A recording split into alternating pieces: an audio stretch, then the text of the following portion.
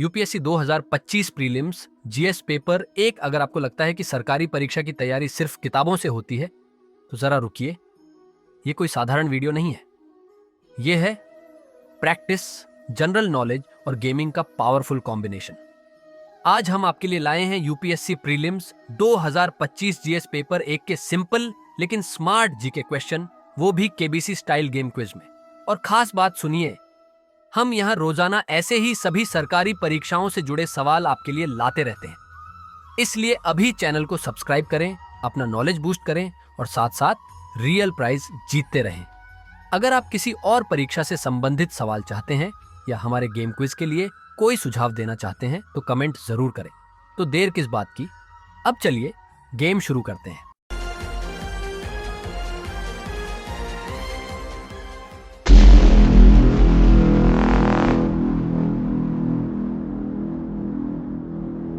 नमस्कार दोस्तों, आपका इंडियाज़ बिगेस्ट गेम क्विज में हार्दिक स्वागत है। बिल्कुल केबीसी की तरह, जहां अमिताभ बच्चन सवाल पूछते हैं सोनी लिव पर, उसी स्टाइल में अब हम लेकर आए हैं इंडियाज़ बिगेस्ट गेम क्विज, सिर्फ एसआई इन्फोटेक यूट्यूब चैनल पर। यहां हर सही जवाब के साथ मिलेगा real prize, car, bike, laptop, mobile, Bluetooth earphone और कई शानदार इलेक्ट्रॉनिक गैजेट्स हर महीने। बस कमेंट में सही जवाब दीजिए और बन जाइए अगले विनर, क्योंकि यहां हर दिन है एक नया मौका जीतने का। तो हो जाइए तैयार। तो अब चलिए गेम शुरू करते हैं। जीएसटी काउंसिल का चेयरमैन कौन होता है? अ प्रधानमंत्री, बी वित्त मंत्री, सी आरबीआई गवर्नर, डी मुख्य न्यायाधीश। मेरे प्यारे दर्शक, कृपया इसका आंसर कमेंट में दे। आपके पास 15 सेकंड हैं।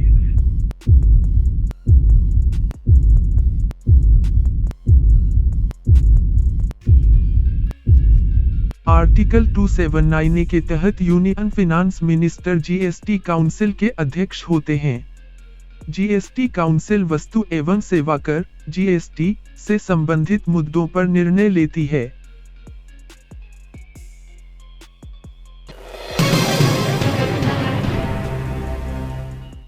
आर्टिकल 368 क्या संबंधित है?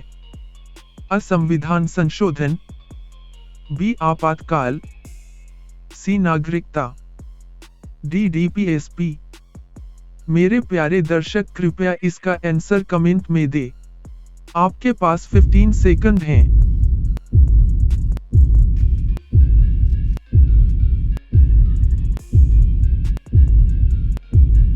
आर्टिकल 368 संसद को संविधान में संशोधन करने की शक्ति देता है। यह संशोधन प्रक्रिया के तरीके और प्रक्रिया को परिभाषित करता है।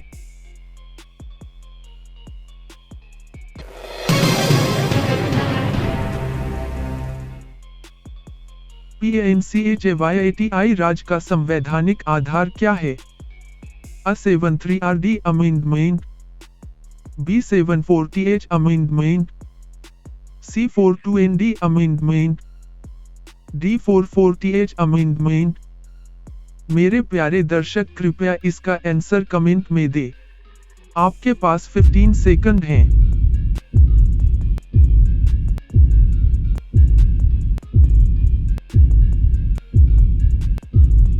वे संविधान संशोधन अधिनियम 1992 ने पंचायती राज संस्थाओं को संवैधानिक दर्जा दिया और त्रिस्तरीय व्यवस्था स्थापित की।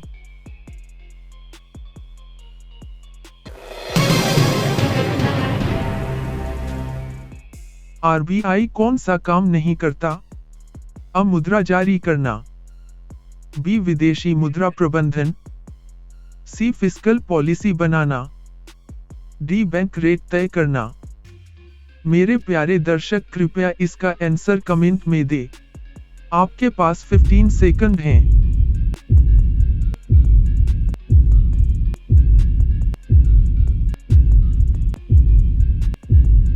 फिस्कल पॉलिसी सरकार द्वारा बनाई जाती है, जबकि आरबीआई मॉनेटरी पॉलिसी के लिए जिम्मेदार है। आरबीआई मुद्रा जारी करता है, विदेशी मुद्रा भंडार का प्रबंधन करता है और ब्याज दरें तय करता है।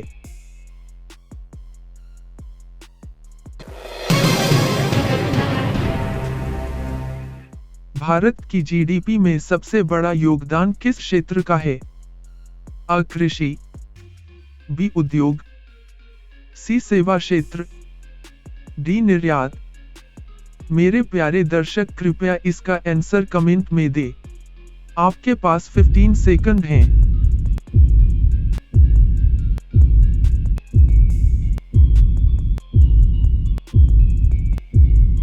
सेवा क्षेत्र, सर्विस सेक्टर, भारत की जीडीपी में लगभग 55% योगदान देता है। यह भारतीय अर्थव्यवस्था की रीढ़ है और आईटी, बैंकिंग, बीमा, पर्यटन आदि क्षेत्रों को शामिल करता है।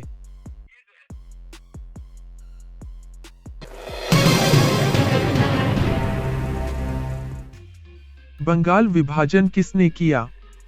अ लॉर्ड कर्जन, बी माउंटबेटन, सी डलहौजी, डी रिपन। मेरे प्यारे दर्शक कृपया इसका आंसर कमेंट में दें। आपके पास 15 सेकंड हैं।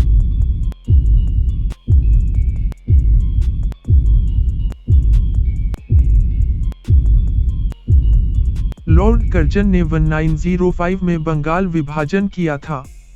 यह विभाजन प्रशासनिक कारणों के नाम पर किया गया था, लेकिन इसके पीछे फूट डालो और राज करो की नीति थी।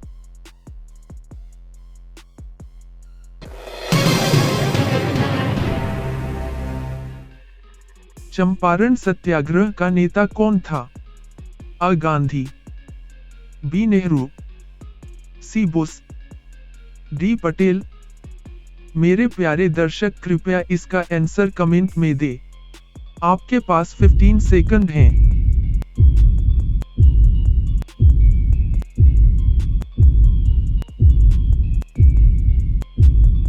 चंपारण सत्याग्रह 1917 का नेतृत्व महात्मा गांधी ने किया था। यह नील की खेती करने वाले किसानों के अधिकारों के लिए अहिंसक आंदोलन था।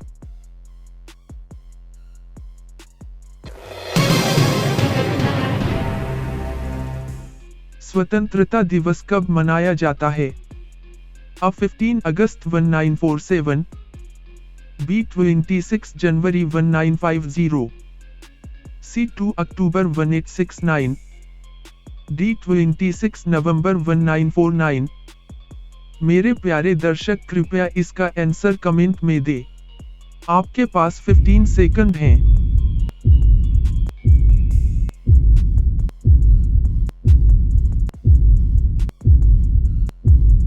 भारत ने 15 अगस्त 1947 को ब्रिटिश शासन से स्वतंत्रता प्राप्त की। इस दिन को भारतीय स्वतंत्रता दिवस के रूप में मनाया जाता है।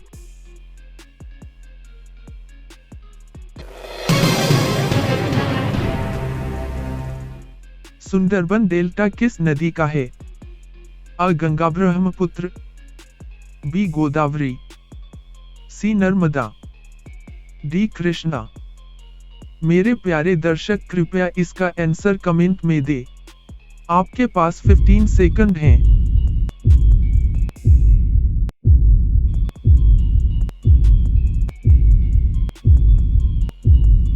सुंदरबन डेल्टा गंगा और ब्रह्मपुत्र नदियों द्वारा निर्मित विश्व का सबसे बड़ा मैंग्रोव वन क्षेत्र है। यह भारत और बांग्लादेश में फैला हुआ है।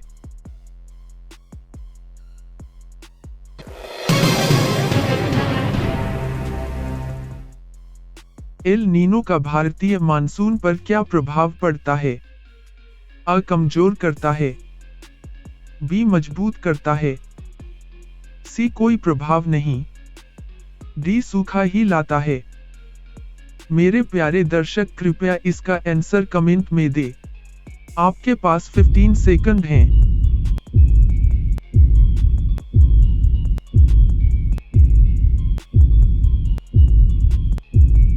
एल नीनो प्रशांत महासागर में समुद्र की सतह के तापमान में वृद्धि की घटना है, जो भारतीय मानसून को कमजोर करती है, जिससे कम वर्षा और सूखे की स्थिति उत्पन्न होती है।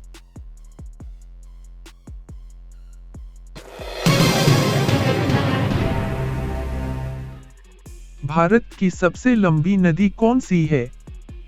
अ गंगा, बी ब्रह्मपुत्र, सी यमुना, डी गोदावरी। मेरे प्यारे दर्शक कृपया इसका आंसर कमेंट में दे। आपके पास 15 सेकंड हैं।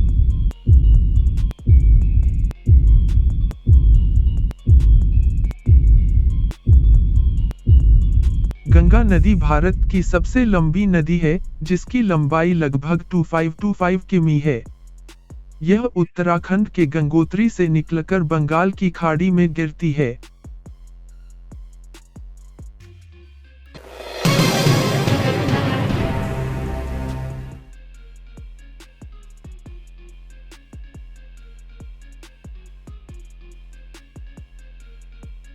मॉन्ट्रियल प्रोटोकॉल किससे संबंधित है? अ. ओजोन क्षरण, बी. जलवायु परिवर्तन, सी. जैव विविधता, डी. मरुस्थलीकरण। मेरे प्यारे दर्शक कृपया इसका आंसर कमेंट में दे। आपके पास 15 सेकंड हैं।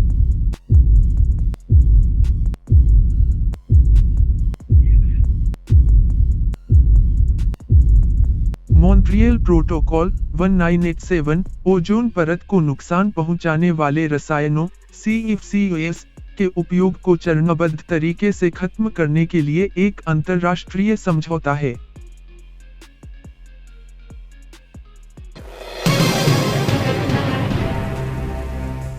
भारत में कितने बायोडाइवर्सिटी हॉटस्पॉट्स हैं? अ. 1, बी. 2, सी. 3, डी. 4। मेरे प्यारे दर्शक कृपया इसका आंसर कमेंट में दे। आपके पास 15 सेकंड हैं।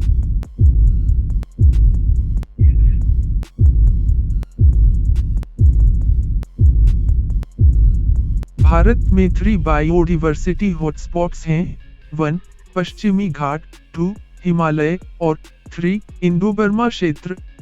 ये वैश्विक स्तर पर महत्वपूर्ण जैव विविधता वाले क्षेत्र हैं।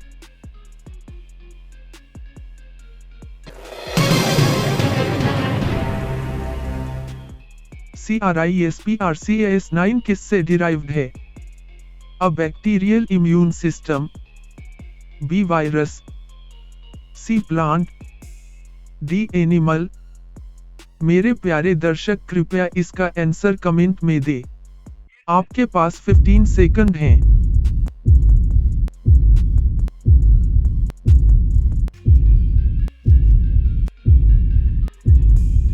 CRISPR-Cas9 gene editing tool bacteria के प्राकृतिक इम्यून सिस्टम से लिया गया है, जो वायरल डीएनए को नष्ट करने के लिए उपयोग करता है।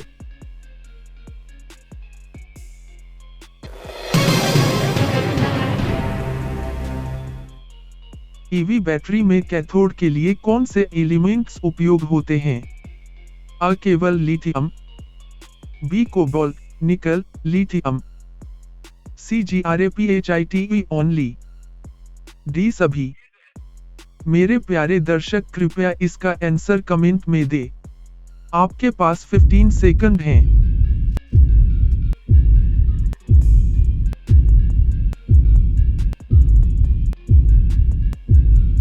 इलेक्ट्रिक वाहन ईवी बैटरी में कैथोड के लिए आमतौर पर कोबाल्ट, निकल और लिथियम NMC केमिस्ट्री का उपयोग किया जाता है, जो उच्च एनर्जी डेंसिटी प्रदान करते हैं।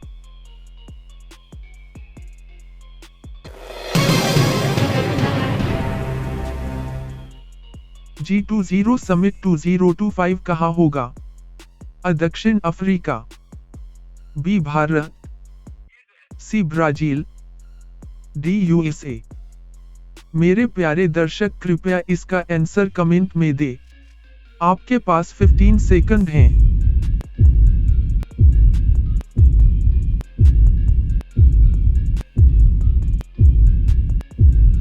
G20 शिखर सम्मेलन रोटेशन के अनुसार 2025 में दक्षिण अफ्रीका में आयोजित होगा।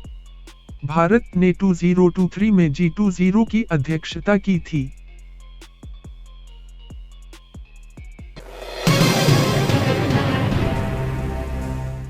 चंद्रयान का उद्देश्य क्या है? अ. चंद्र सैंपल रिटर्न, बी. मंगल, सी. शुक्र, डी. स्पेस स्टेशन, मेरे प्यारे दर्शक कृपया इसका आंसर कमेंट में दे। आपके पास 15 सेकंड हैं।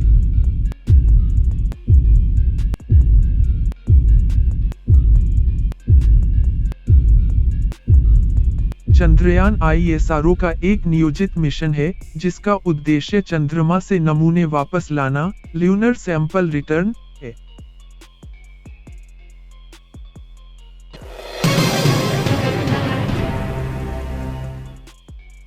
नोबेल पीस प्राइज 2025 किसे दिया गया? A. NIHONHIDANKYO B. UN C. Greta D. WHO।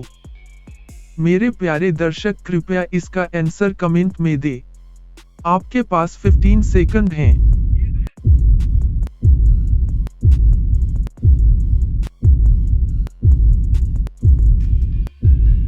Nobel शांति पुरस्कार 2025 जापान के परमाणु निरस्त्रीकरण संगठन NIHONHIDANKYO को परमाणु हथियारों के खिलाफ उनके कार्य के लिए दिया गया।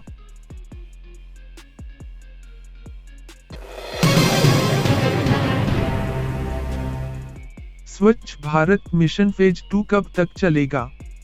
A. 2023 B. 2025 C. 2026 D. 2030। मेरे प्यारे दर्शक कृपया इसका आंसर कमेंट में दे। आपके पास 15 सेकंड हैं।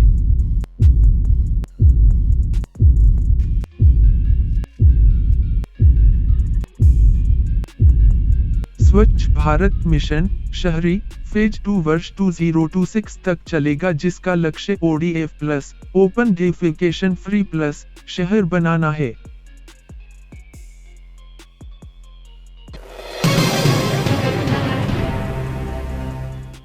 आर्टिकल 21 क्या प्रोटेक्ट करता है? आजीवन और व्यक्तिगत स्वतंत्रता B. समानता C. धर्म स्वतंत्रता D. संपत्ति। मेरे प्यारे दर्शक कृपया इसका आंसर कमेंट में दे। आपके पास 15 सेकंड हैं।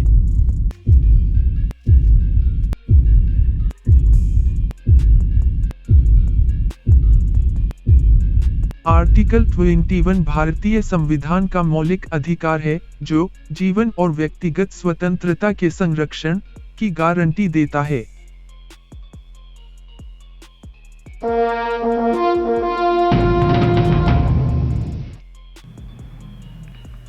इंडिया का बिगेस्ट गेम क्विज में आपका स्वागत है। तो आज हम एपिसोड 39 का रिजल्ट अनाउंस करने चल रहे हैं। तो चलिए देखते हैं कितने लोगों ने कमेंट में आंसर दे रखा है। यहाँ पर 60 बाई इन्वेस्ट करते हैं। तो यहाँ पे देखा जाए 1 2 ही लोग पार्टिसिपेट कर रखे हैं। सबसे पहले यूनिसम्पा जी जो कि इनका सिक्वेंस हमेशा बेटर रहता है, सही रहता है आंसर देने का। और बाकी सब देखा जाए देवचंद जोशी जी। यहाँ पर देखा जाए तो यह गेम क्विज आपका 200 पॉइंट का था। तो यहाँ पर अगर हम पॉइंट देने की बात करें तो सबसे पहले हम क्या करेंगे, फर्स्ट विनर को 100 पॉइंट देंगे, सेकंड विनर को 50, थर्ड विनर को 30 और फोर्थ विनर को 20। तो यहाँ पर देखा जाए तो इस हिसाब से केवल साहिबा जी ने एक सही तरीके से आंसर दिया। उसके बाद से आपका देवचंद जोशी जी है और कोई किसी ने पार्टिसिपेट नहीं किया है। तो इस अनुसार मैं देखूँ तो यहाँ पर फर्स्ट विनर साहिबा जी को और सेकेंड विनर देवचंद जोशी जी को दे देता हूँ। लेकिन मैं इनसे कहूँगा कि आप सीक्वेंस में इस सीक्वेंस में आप आंसर देने की कोशिश कीजिए। फिर मैं आपको सेकेंड विनर घोषित कर दे रहा हूँ क्योंकि और लोगों ने पार्टिसिपेट नहीं किया है, जिसकी वजह से आपको दे दिया जा रहा है। इसके बाद अगर कोई पार्टिसिपेट करेगा तो उसको पॉइंट देना शुरू कर देंगे, तो आपका आप पॉइंट नहीं देंगे। ठीक है, तो ध्यान दीजिए आपको इस सीक्वेंस में आंसर देना है जैसे ये सप्पा जी आपको दे रखी है, दिखाई दे रहा होगा। ठीक है, तो चलिए आप हम डायरेक्ट पॉइंट देने चलते हैं। और मैं एक बात और बताना चाहता हूँ कि मैं बहुत दिनों के बाद से गेम क्विज खिला रहा हूँ। बहुत लोगों को नहीं मालूम होगा कि हम गेम क्विज स्टार्ट कर दिए हैं, जिसकी वजह से और लोगों ने पार्टिसिपेट नहीं किया है। तो मुझे लगता है कि उनको पर्सनल एसएमएस करना पड़ेगा व्हाट्सएप के माध्यम से, या फिर जैसे भी वो कॉल करना पड़ेगा और उनको बताना पड़ेगा कि हमने गेम क्विज स्टार्ट कर दिया है, फिर से आप पार्टिसिपेट कर सकते हैं। हाँ, एक चीज़ और आपको बता रहा हूँ कि यहाँ पर मैंने कुछ गेम में एक और नियम ला रखा हूँ। यदि आप चाहे तो डायरेक्ट अपने अकाउंट में बैलेंस भी मंगा सकते हैं। इस गेम क्विज में हम केवल आपको कोरियर के माध्यम से पार्सल ही दे रहे थे। यदि आप चाहे तो पार्सल लेंगे तो आपको बहुत ज़्यादा बेनिफिट होगा। लेकिन आप यदि प्राइस नहीं लेना चाहते हैं, डायरेक्ट अमाउंट लेना चाहते हैं, तो मैं आपको बताना चाहता हूँ कि आपका इक्वल टू 1 रुपीज काउंट किया जाएगा। यदि आपको इमरजेंसी में पैसा चाहिए तो आप ले सकते हैं। मैं आपको बताना चाहता हूँ कि 5 पॉइंट इक्वल टू 1 रुपीज आज के बाद से काउंट किया जाएगा। तो चलिए हम यहाँ पर पॉइंट देने की कोशिश करते हैं। तो चलिए उम्मीद करते हैं कि आप लोग जो 5 पॉइंट इक्वल टू 1 था वह समझ चुके होंगे। तो चलिए हम यहाँ पर पॉइंट देते हैं। जो सबसे पहले आपका सही आंसर देने वाला संपदा जी थी, तो इनको हम यहाँ पे 100 पॉइंट ऐड करेंगे, क्योंकि हमारा इसमें गेम में कुछ बदलाव हो गया, पॉइंट ज़्यादा बढ़ा दिए हैं। तो आप लोग पार्टिसिपेट कीजिए और ज़्यादा पॉइंट अर्न करके या तो पॉइंट के माध्यम से आप पैसा निकाल सकते हैं या फिर अपना जो प्राइस है वो प्राइस पुल कर सकते हैं। ठीक है, चलिए यहाँ पे कंफर्म करते हैं।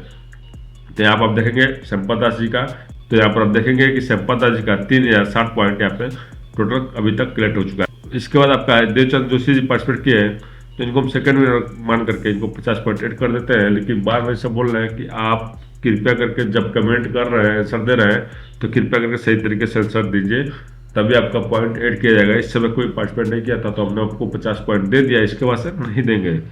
ध्यान दीजिएगा, सही तरीके से आंसर देने की कोशिश कीजिए जिस फॉर्मेट संपदा जी ने दे रखा है। चलिए आप कंफर्म करते हैं। तो यहाँ पर एपिसोड आपका 39 का विनर संपदा जी फर्स्ट विनर है। हम कोशिश करेंगे जो भी विनर होगा, यदि वो लोग अपना इमेज दे रहेंगे तो उनके थंबनेल के अनुसार, इमेज के अनुसार थंबनेल बना करके हम लगाएंगे और यहाँ पर फर्स्ट विनर अनाउंस करेंगे।